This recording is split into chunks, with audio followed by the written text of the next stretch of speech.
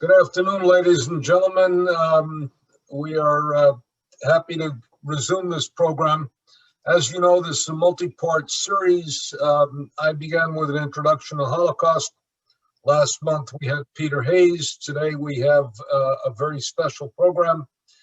Next month, we're going to have a program that's going to prove controversial. No matter how we come out on it, it's going to be FDR and the Holocaust with Richard Brightman. And then we will have two additional sessions, one with a woman well known to our speaker today, and that is Sister Carol Rittner, who will speak and who co-authored a book with John Roth co-edited a book with John Roth on women in the Holocaust called In a Different Voice. And then we'll conclude with film and the Holocaust. So this will be a multi-part series, one session each month, with some of the really best people in the field. And we are proud and happy to be able to present it to you. Before I introduce the person who's going to introduce the speaker, I'm going to take advantage of having the floor to say that in life we are given friends, and in intellectual lives we are given people with whom we share teachers and vocations. And you're going to hear today from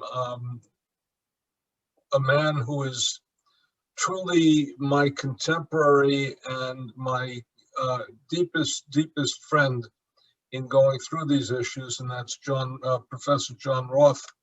We go back a very long time. We have been touched by the same books, by the same mentors. We've written together, and we've wrestled together. And John, who is a philosopher by training, has written enormously important works in all sorts of fields related to the Holocaust, and has come back, most especially over the last several years, to work on the Holocaust and ethics, and you will see the fruit of his labor today. Let me say that I have the honor to present, and let me put it to you in a humorous way. I'm going to present to you a woman who needs absolutely no introduction, at least in the greater Miami area, and that's Sharon Horowitz. And when somebody says she needs no introduction, I should probably say, my name is Michael Birnbaum, and talk about me, because those of you who are from Miami know Sharon's enormous impact and importance in the work that she's done with the memorial. And Sharon is the director of the memorial, and it's my pleasure to introduce you to Sharon and let Sharon take over right now. Thank you so much, Michael, and thank you for helping to shepherd this amazing series. I think that if any good has come out of the pandemic, it's been the ability to have so many scholars, yourself, Michael, who was part of our introductory series, and Peter Hayes from his book, Why, and now Professor Roth. So we are really honored on behalf of the Holocaust Memorial to welcome each of you to today's series and to talk about morality and the Holocaust, which almost seems to be an oxymoron to some of us. So we are really very interested in what Professor Roth has to share with us and help to elucidate what's a very complicated and difficult subject to unpack. So if you'll allow me to give you some details on Professor Roth. John Roth is the Edward Sexton Professor Emeritus of Philosophy and the founding director of the Center for the Study of the Holocaust, Genocide, and Human Rights, now called the Magrublian Center for Human Rights at Claremont McKenna College. Professor Roth has published hundreds of articles, reviews, and he's authored and co-authored, edited more than 50 books, including The Failures of Ethics Confronting the Holocaust, Genocide, and Other Mass Atrocities, Sources of Holocaust Insight, Learning and Teaching About the Genocide. He was named the U.S. National Professor of the Year by the Council for Advancement and Support of Advancement of Teaching. Professor Roth has also received the Holocaust Educational Foundation's Distinguished Achievement Award for Holocaust Studies and Research. Dr. Roth, thank you so much for spending the afternoon with us, all the way from the West Coast of our country, of the United States. Thank you. Thank you very much, Sharon, and thanks also to my good friend Michael Berenbaum for inviting me to be part of this very fine series. As Sharon mentioned, I'm speaking to you from far away from Miami, where in Florida, where I understand the temperature is in the 80s and the sun is out. I'm in rural Washington state, where the temperature is about 26 and there's a couple of feet of snow outside my window in my office. But I've been at the Holocaust Memorial in Miami. It's a magnificent place, and I'm truly pleased and honored to get to be part of this series. My talk begins with two quotations, kind of epigraphs, as they're sometimes called. The first one is found in one of Primo Levi's writings. Primo Levi had a friend named Lorenzo, and I'll be speaking about Lorenzo in a few minutes. On one occasion, Lorenzo said to his friend Primo Levi, "We are in this world to do good. We are in this world to do good." And the second quotation that acts as a kind of epigraph or prelude to my remarks comes from Elie Wiesel, and it goes like this. Wiesel said on one occasion, "The Holocaust demands interrogation and calls everything into question. Traditional ideas and acquired values," Wiesel said, "philosophical systems and social theories, all must be revised in the shadow of Birkenau." Birkenau, as I think you probably know, is the killing center at Auschwitz. So Wiesel says that everything must be rethought, questioned, interrogated, and revised in the shadow of Birkenau. Our focus for this afternoon is ethics and the Holocaust. So let's start with a question. What is ethics? I think ethics is civilization's keystone. What defines ethics is the intention to encourage human action that fits sound understanding about what is right and wrong, just and unjust, good and evil, virtuous and corrupt. At its best, ethics emphasizes careful deliberation about the difference between right and wrong, encouragement not to be indifferent toward that difference, cultivation of virtuous character, and action that defends what is right and resists what is wrong. With those themes forming the context for our reflection on ethics and the Holocaust, consider a challenging episode from the history of that catastrophe. In his book, Moments of Reprieve, the Italian Jew and Holocaust survivor Primo Levi recalled his friend Lorenzo Perone, the person Levi credited with saving his life in Auschwitz. Not a Jew, but an Italian civilian, Lorenzo, a skilled mason, was officially a voluntary worker helping to build the industrial plant that the Germans were constructing at a place known as Auschwitz III. Established in 1942, this subcamp in the vast Auschwitz complex, also called Buna or Monowitz, housed prisoners. Elie Wiesel, as well as Levi, were among them, who toiled at the synthetic rubber factory the Nazis were building at the outskirts of a Polish village. In fact, however, Lorenzo was more like a labor conscript, and he despised the German cruelty that he saw at Auschwitz. After meeting Levi in late June 1944, Lorenzo decided to help his fellow Italian, although it was a crime with grave consequences for Lorenzo even to speak to an Auschwitz prisoner. For months, Lorenzo got Levi extra food, which was the physical difference between life and death. I believe that it was really due to Lorenzo that I am alive today, Primo Levi would write, underscoring that Lorenzo's help meant much more than food alone.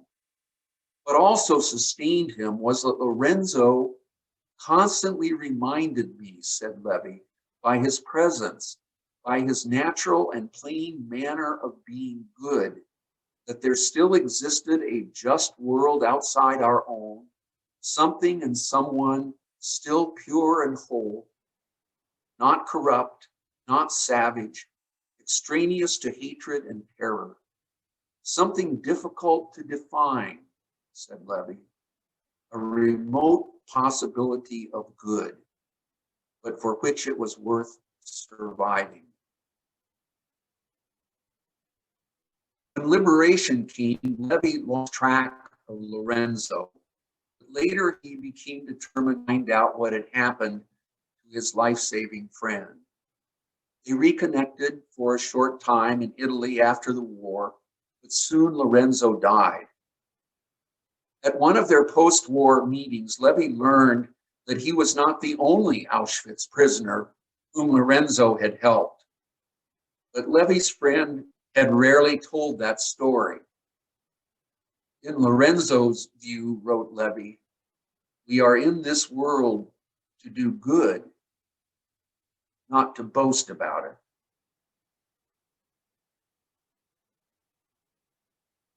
As an American Christian philosopher, I have studied, written, and taught about the Holocaust for half a century. I like to think that such work fits with Lorenzo's view that we are in this world to do good. But then I have to think twice because of Elie Wiesel's profoundly ethical warning that the Holocaust demands interrogation and calls everything into question. So I must note that during the time I have been learning and teaching about the Holocaust, pursuing the ethical questions that disaster provokes, fundamental assumptions about such work have included the conviction that advancing Holocaust studies, education, and memorialization could reduce anti-Semitism, decrease crimes against humanity, limit genocide, and champion human rights. Those goals inspired the creation of magnificent Holocaust museums, research centers, mandates for Holocaust education, international courts of justice, impressive publications, websites, and films, as well as academic careers like mine, which depend on the belief that learning and teaching about the Holocaust are essential human activities. It is scarcely possible to total the financial resources that have been dedicated to such causes and institutions, but the amount is huge. It is scarcely possible to know how much worse off humankind would be if those causes and institutions and the support behind them failed to exist and flourish.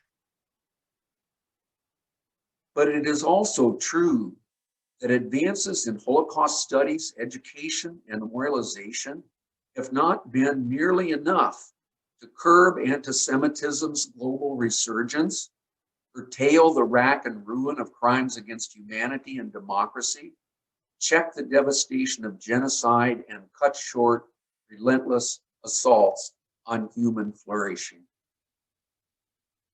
So key issues, ethical issues, loom large. How much ethical weight can Holocaust studies, education, and memorialization bear?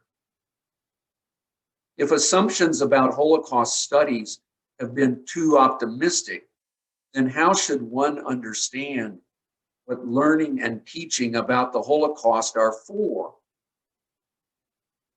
What should be the purposes and aims of Holocaust studies and education? What difficulties and opportunities are embedded in them? Such questions are personal for me. As I confront the world's dismal state during the third decade now of the 21st century, which includes the COVID-19 pandemic that wreaks global havoc, I think about the degree to which my life's investment in Holocaust studies and education has been ethically worthwhile. In the few productive years that may remain for me after my 80th birthday came and went last September, should that commitment remain mine? Why should I encourage colleagues and students to advance Holocaust studies, education, and memorialization? Responses to those questions require revisiting some places I have been. In 1972, when the philosopher Frederick Sontag, my teacher, friend, and colleague, encouraged me to read the writings of Elie Wiesel, I could not have imagined the places I would go and the persons I would meet by following his suggestion. During a sabbatical year in Norway, for example, I spent time in the city of Tromsø, which sits far above the Arctic Circle. Only a few Jews lived in that remote place during World War II, but for the Nazis' final solution to be final, the 17 Jews, mostly from 3 families, now named on a Tromsø memorial stone, had to be identified and incarcerated, transported eventually to far distant Oslo, and then by sea to the German port at what is today Szczecin, Poland, before rail shipment to Auschwitz, where all of them were killed. More than any other object I know, that modest memorial stone in Tromsø sums up for me what the final solution was all about. In the autumn of 1976, the Holocaust scholar Richard Rubenstein introduced me to Michael Berenbaum. Friendship grew, deepened through shared commitment to teaching and writing about the Holocaust. About 10 years later, over dinner in Washington, D.C., Michael and I outlined a book called Holocaust, Religious and Philosophical Implications. Our outline emphasized writings frequently studied at the time, most of them authored by Holocaust survivors or pioneering scholars. The book we simply called Holocaust appeared in 1989 and has been in print ever since. Its contents, most of them first published before 1987, all of them emerging from events that took place long ago, remain significant. In our extremely dangerous contemporary world, those contents may be even more relevant than ever, unless, of course, they aren't. Consider that possibility by noting that when Elie Wiesel died at the age of 87 on July 2nd, 2016, his passing was emblematic of the fact that few Holocaust survivors remain, and that the Holocaust itself recedes into the past, even as other disasters, real and probable, vie for attention and resources. When our book Holocaust first appeared in the late 1980s, dates like 9/11 and now 1/6, as well as acronyms like ISIS, meant nothing. Ethnic cleansing in the former Yugoslavia, genocide in Rwanda and Darfur, an ongoing refugee crisis of immense proportions, to say nothing of devastating terrorism and threats to democracy at home as well as abroad, resurgent anti-Semitism and racism, upsurges of xenophobic nationalism and political tribalism, burgeoning threats of climate change and thermonuclear war, and the global COVID-19 pandemic could not have been on our computer screens, partly because the technology and communication revolution that now dominates and complicates the world, including tweets and hacking, fake news and cyber warfare, had barely begun.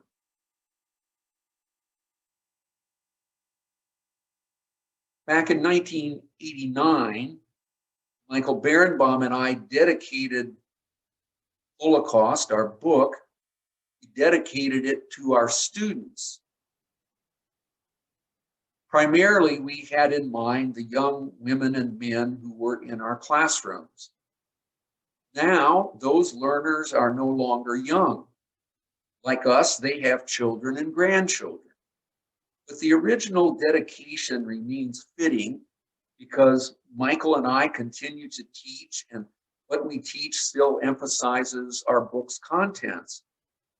Voiced from Holocaust testimony and reflection, they remain crucial for currently treacherous times, underscoring what Wiesel called the right questions, the most real ones, because they are so fundamental. Questions like, who are we? What is right and what is not? What is good and what is most important? Are we doing the best we can? What about God, or is that question absurd? How can we forestall despair and resist injustice? Where are we? Should we be going? What are we? Should we be doing? What must change to curb and heal the wasting of the world? Are our judgments true?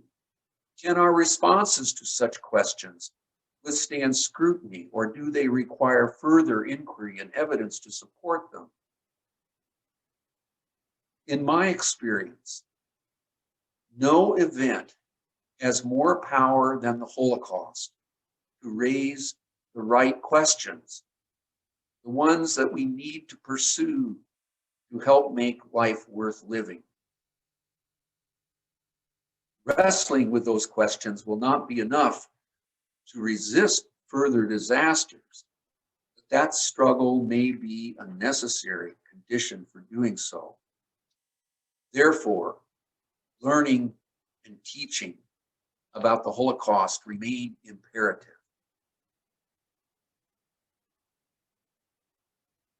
On the 8th of May, 2018, as part of its 25th anniversary observance, the United States Holocaust Memorial Museum held a symposium on the ethical and moral foundations of Holocaust studies.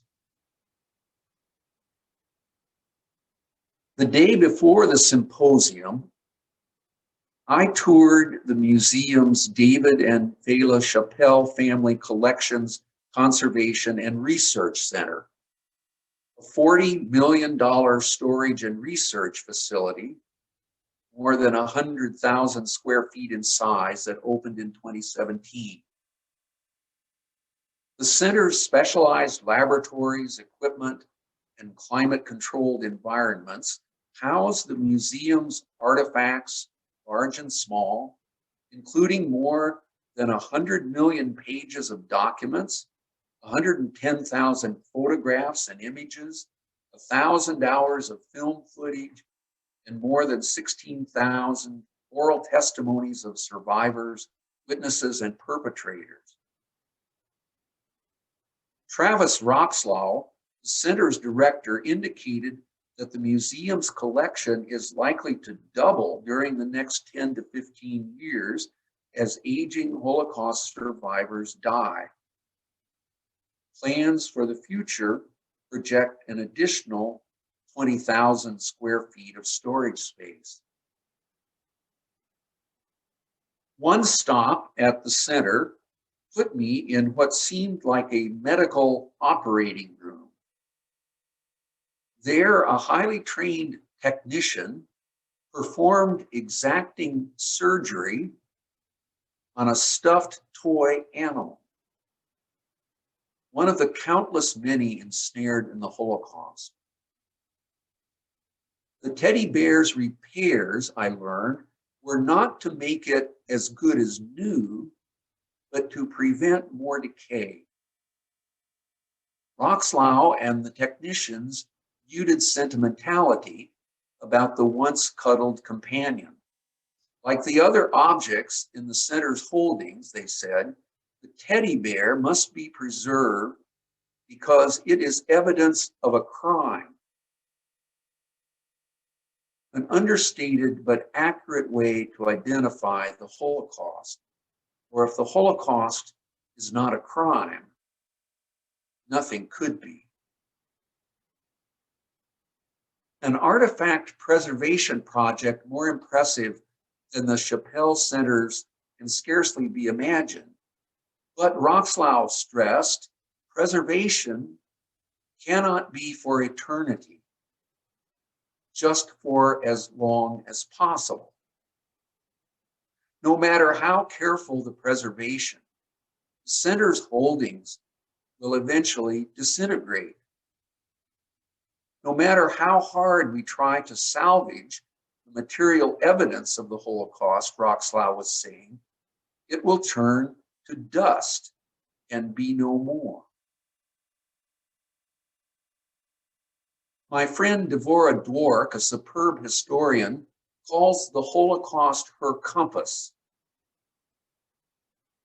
It works that way for me as well, orienting my attention, guiding my priorities, and directing my discernment about what's right and wrong. But what about Holocaust studies and education? No matter how long and well I and my Holocaust scholar colleagues work, will our efforts also turn to dust and be no more?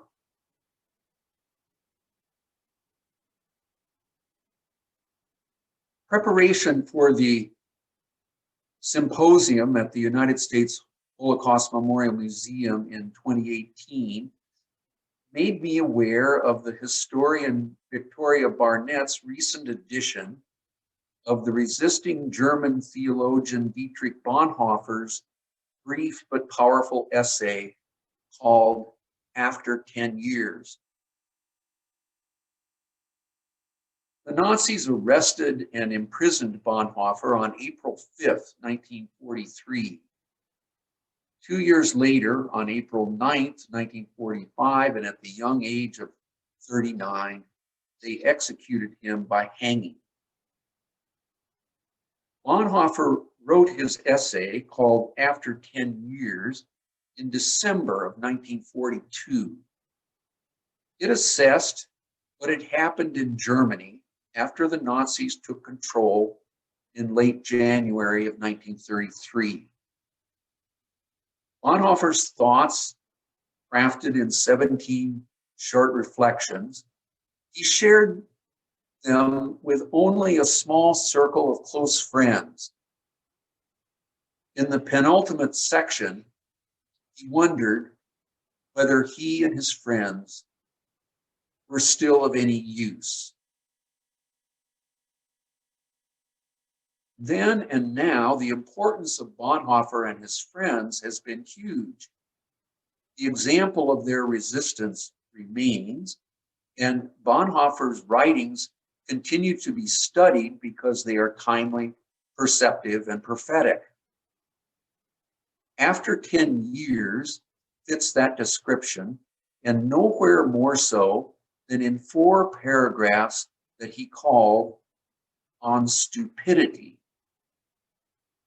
von der Dummheit in German, on stupidity. As Bonhoeffer used the word stupidity or Dummheit, he did not have in mind, at least not primarily, conventional meanings that emphasize gross ignorance, lack of intelligence, or mental deficiency. Instead, Bonhoeffer's use of stupidity connotes arrogance, refusal to respect evidence, willful blindness, acceptance of lies and lying, and welcoming the chaos and carnage that result when political ambition clouds judgment and power corrupts action. Bonhoeffer understood the paradox that education does not preclude stupidity, at least not completely.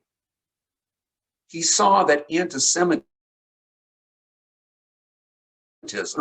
not only depend on learning, but also stupidly can thrive within it. Bonhoeffer's reflections on stupidity, I believe, are as relevant for our times, splintered by lies, corruption, racism, and anti-democratic nationalism, as they were for his.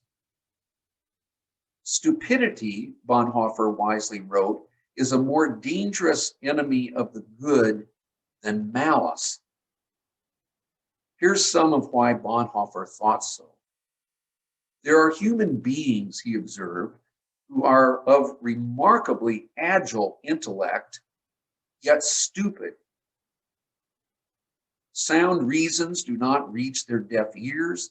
Facts that contradict their prejudgment simply need not be believed, said Bonhoeffer. And when facts are irrefutable, they are just pushed aside as inconsequential, as incidental. Such stupidity leads to self-satisfaction and thus to irritation that produces danger when attacks against opposition follow. Bonhoeffer's implication, I believe, is that Nazi ideology was rife with stupidity, exemplified by the falsehood that Jews are a pestilential race that must be eliminated root and branch. Stupidity made Nazism lethal because, as Bonhoeffer understood, stupidity, as he put it, is not an intellectual defect, but a human one that has sociological as well as psychological qualities. People, contended Bonhoeffer, can be made stupid, or they allow this to happen to them because, as he put it, the overwhelming impact of rising power can deprive people of inner independence, so that one, he said, virtually feels that one is dealing not at all with a person, but with slogans, catchwords, and the like. Bonhoeffer saw that such stupidity could make people, as he said, capable of any evil, and at the same time incapable of seeing that it is evil.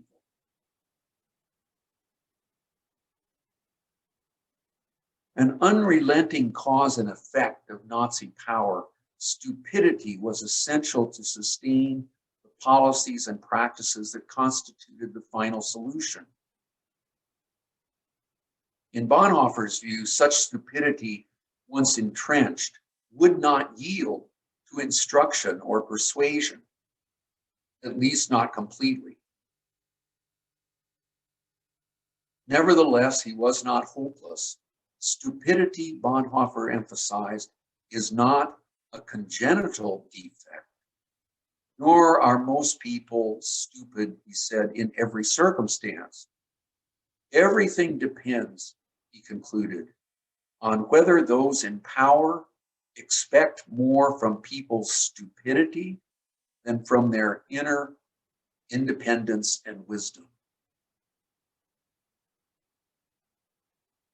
Nazi stupidity cost Dietrich Bonhoeffer his life long before I knew anything about him.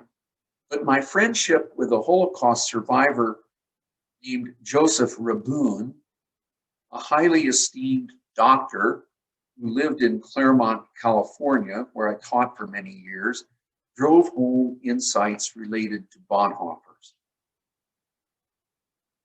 Rabun was born and raised in a Polish city that was under Soviet control for a time during the early years of World War II, but the Germans took over his town in late June of 1941. The Jews there were ghettoized, and then deportations to Auschwitz began. Rabun, 22 years old at the time, and his 68-year-old mother, the Germans had already killed his father, jumped from their deportation train.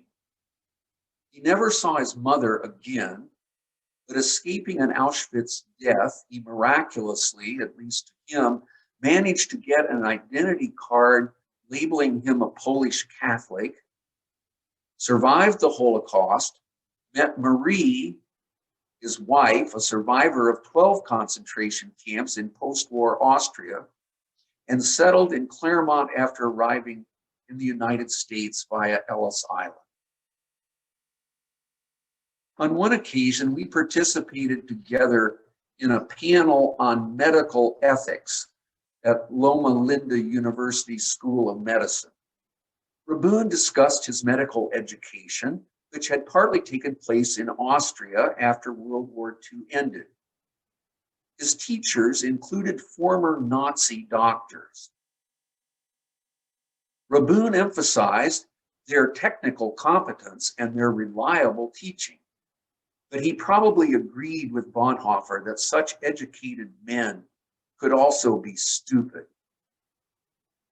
I remember asking my friend Joe Rabun if those erstwhile Nazi doctors knew that he, one of their students, was Jewish. With an ironic smile that I have not forgotten, he said, "Yes, and they treated me with courtesy and respect."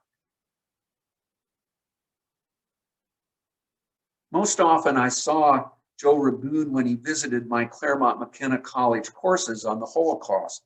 He was patient and gentle with his students and their questions, but his intensity and urgency grew when he explained what he hoped to accomplish by teaching them about the Holocaust and his personal experience in it. He hoped that his testimony might inoculate them. His word, inoculate, I remember it. Inoculate them against anti-Semitism and racism. By implication, he was also hoping to provide, even to be, a vaccine against stupidity. Rabun knew that such inoculations and vaccines do not exist, but his point was neither naive nor lost. He prescribed what is needed while realizing, like Bonhoeffer, that what had to be sought was inner independence and wisdom. Research and education are not enough to secure those virtues, but they are still essential if the stupidity that inflames anti-Semitism, racism, and mass atrocity crimes is to be reduced and curbed. So while retirement for me means that I no longer have the privilege of daily meetings with college students, I have found it worthwhile to return to 7th grade. For several years, I have met annually with girls and boys at Liberty Bell Middle School, which is near my rural Cascade Mountain home in Winthrop, Washington. The students are part of a 20-year tradition, inspired and sustained by dedicated teachers who spend 6 weeks guiding the students' study of the diary of Anne Frank and its context. In recent years, I have supplemented their teaching with background about the history of anti-Semitism and Nazism, the power of propaganda and hatred, the importance of resistance and rescue. Recently, my 7th grade teaching, probably like many of yours, had to go online because of COVID-19. Like Bonhoeffer, I sometimes wonder if I am of any use, because what those young people are studying is full of more complexity, destruction, and loss than their early teen awareness can fathom. But deep down, I know that I must try to impart some Holocaust insight to them. Occasionally, they show me that success is possible.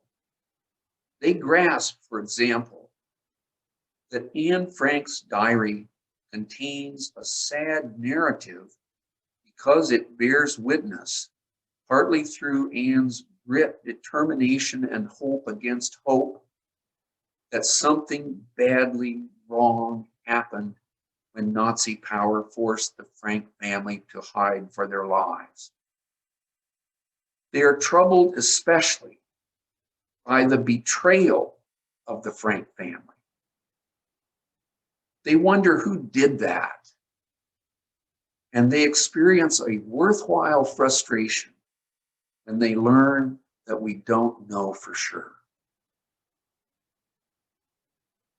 One year, while talking about anti-Semitism, discussion led to the swastika, its meaning and symbolism.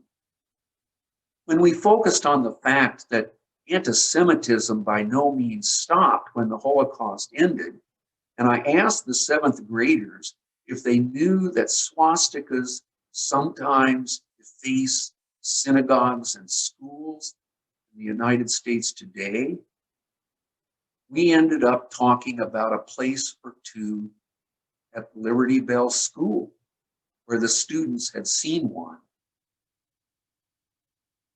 Together, we had a teachable moment that day, as powerful as any I have experienced in 50 years. Holocaust studies, education, and memorialization will not eliminate stupidity, let alone ensure that humankind will avoid doing and suffering the worst. But learning and teaching about the Holocaust can change people for good. I have seen that happen enough to be immensely grateful that such work has been mine and to remain convinced that it must continue. A recent book of mine is called Sources of Holocaust Insight, Learning and Teaching about the Genocide. It explores the impact that persons such as those I have mentioned have had upon me. The philosopher Albert Camus is another who fits that description. With World War II and the Holocaust in mind, Camus, who received the Nobel Prize for Literature in 1957, made a statement as stark as it is bold. Every action today, he wrote, leads to murder, direct or indirect. Murder is the problem today.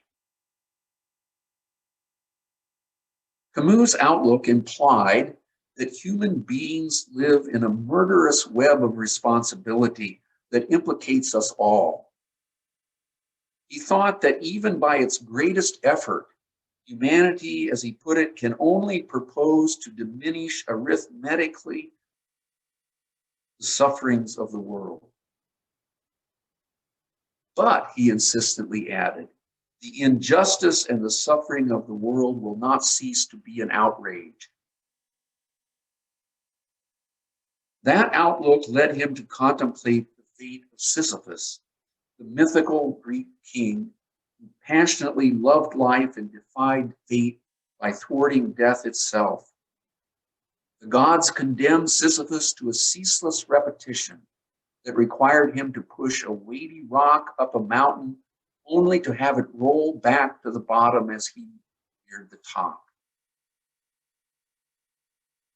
In the myth of Sisyphus, Camus depicted Sisyphus in ways that hone a needed edge for advancing Holocaust studies, education, and memorialization.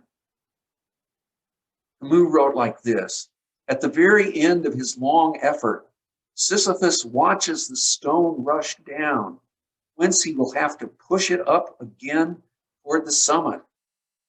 He goes back down to the plain. It is during that return, that pause, wrote Camus, that Sisyphus interests me. If the descent is sometimes performed in sorrow, said Camus, it can also take place in joy. This word is not too much. The struggle itself toward the heights is enough to fill a person's heart. One must imagine Sisyphus happy, said Camus.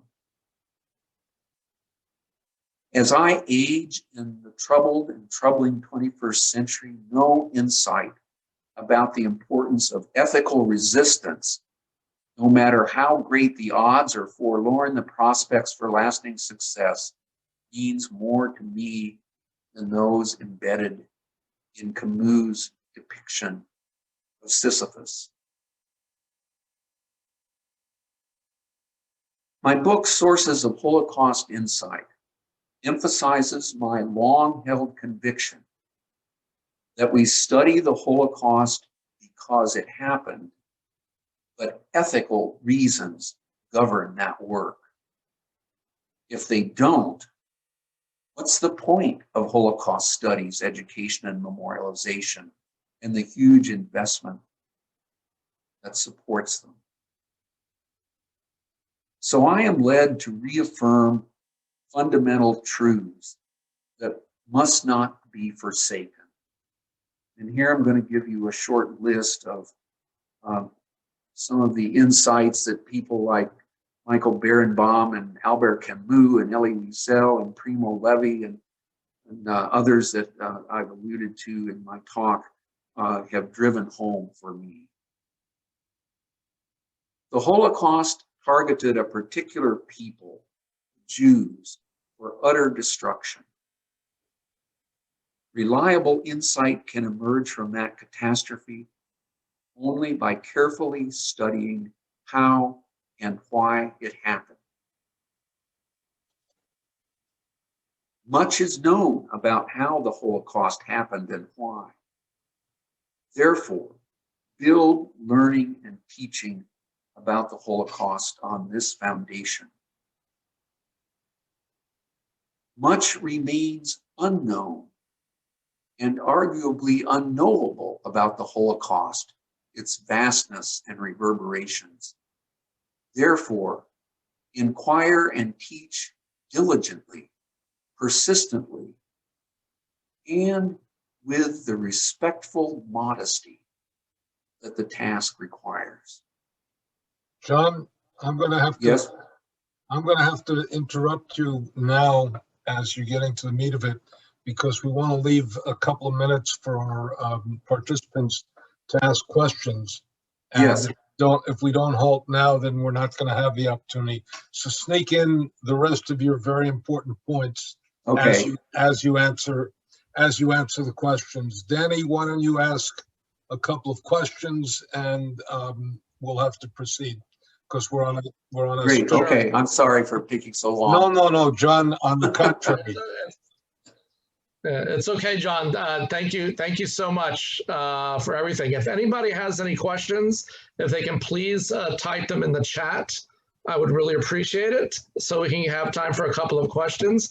And I'll start off because thank you very much. I'm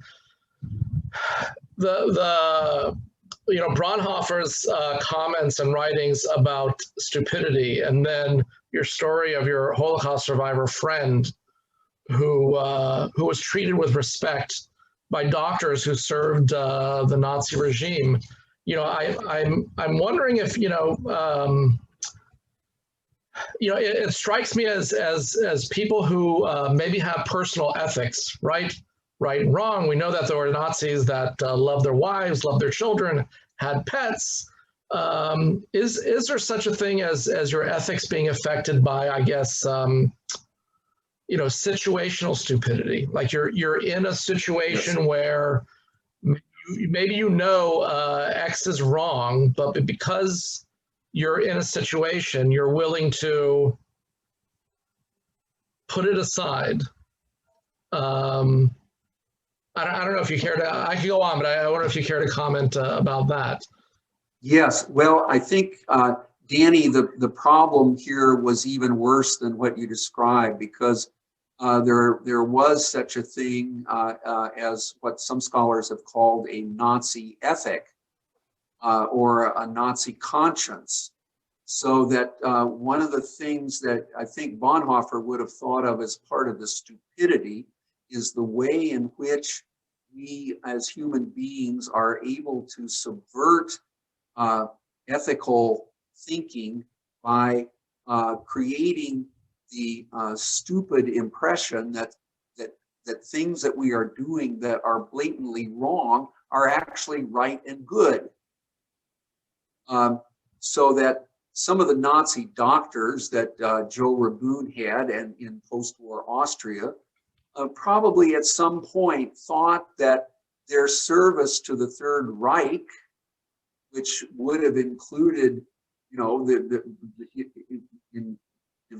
working to support the racial anti-Semitism of the Third Reich, that was all right and good, because so much of the Nazi ideology depicted Jews as viruses, as cancers, as things that had to be excised. And so the one of the issues that the Holocaust raises for ethics is what happened to ethics when ethics was in some ways subverted and undermined and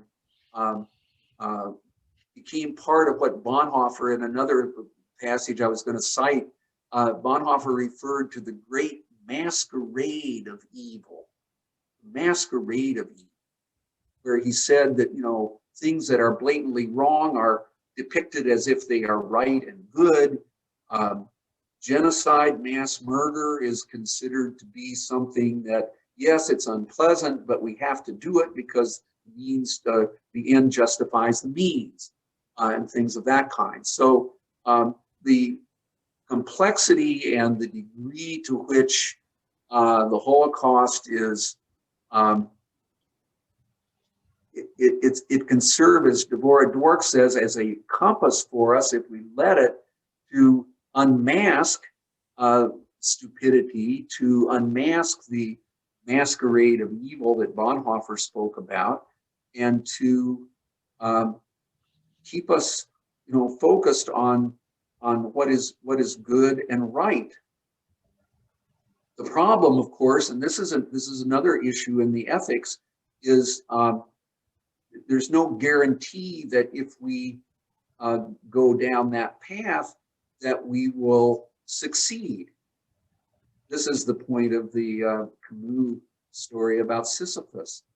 The odds may be against what is right and good, unless, and this is the takeaway, unless we are persistent and resistant, and unless we bring everything we can, especially as teachers and educators, to instruct our students as best we can about the Holocaust. I believe that profoundly. So somebody had just asked, just to add on to your last comment. So, in your opinion, what are some key actions or key things that democratic societies could do to mitigate what Braunhofer and what you say is that stupidity factor or that blind belief? Well, I think we have to defend the things that we know. When we're at our best, we have to defend the things that are right and good. So in our own time, I think, and this would have been true in the time when Hitler and the Nazis came to power, democracy has to be defended. The caring for other people who are in need. We have to battle against racism. We certainly have to fight against anti-Semitism. You have to realize that that these are threats that not only can be lethal, but they destroy the very things that we care the most about. And then I think one other insight that is very important that comes to me from a Holocaust survivor named Sarah Kaufman, who was a child survivor hidden in Paris during the Holocaust. She survived and went on to be an important philosopher. She says in one telling sentence in a little book that she wrote called Smothered Words, she said that one of the things that she saw as she looked back on her experience is, this is how she put it, there can be no community with the SS. There can be no community with the SS. She saw that there are some organizations, there are some communities, weekly a community of a kind, but there can't be any community with it because it is intolerant, it is illiberal, it is exclusive in a way that is destructive, it opposes inclusion. And so I think we have to, if the Holocaust is our compass, one of the things that it can orient us toward is who are the people with whom we can genuinely have community, and where are there places and powers in the world where we can't have community with them. We have to be more in a mode of resistance and protest against those forces. So I like Sarah Kaufman's point. It's a tough point, and it's one of those that you have to think about carefully. But she was on to something when she realized that you really can't have community with the SS. The final takeaway that I have, and this is where my talk was going to end, I think the insight that I come away with most from my many years of working in this field, and it's an ethical point, I think, for me at least, is that we must never take anything good for granted. Never take anything good for granted. One of the things that the Holocaust shows us is how fast things that we assume are going to be there and that we believe are strong and they can withstand, pressures and things like that. The good things can be swept away very quickly unless we are vigilant and diligent and prepared to defend them. Dr. I think Roth, this is what the Holocaust helps us to see, and it's one of the key reasons for studying. And I do want to thank you, Dr. Roth. Thank you so much for your talk and for your illuminating answers. And I think we can all be in agreement that freedom of speech, pluralism, and the democratic values that we all share are something that we all, as educators and as people active in the world, need to be part of an active society to help defend. So I do want to thank, on behalf of the Holocaust Memorial, and Michael Birnbaum, I understand he did have to leave, and Sharon, thank you so much. Dr. Roth, thank you so much for being with us this afternoon. And I wish everybody a pleasant afternoon, and let's please stay healthy out there, and we'll make a better society together. Thank you, sir. Thank you, everybody. Thank you all.